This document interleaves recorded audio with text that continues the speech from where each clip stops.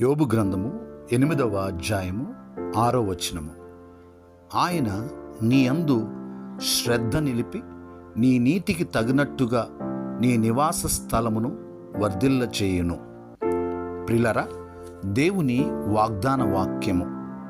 ప్రభువు నీ యందు శ్రద్ధ నిలిపి నీ నీతికి తగినట్లుగా నీ ఇంటిని, నీ ఇంటి వారందరినీ, నీ నివాస స్థలమును వర్ధిల్ల చేయునని ఆయన వాగ్దానం చేయుచున్నాడు.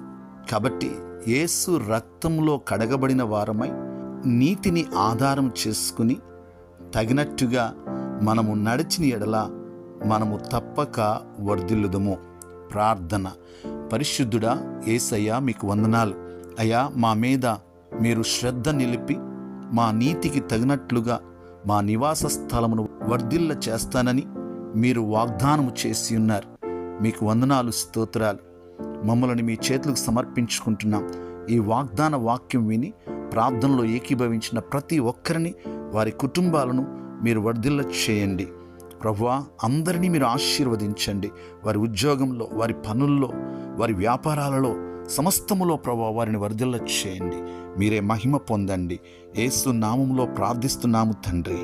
ఆమేన్.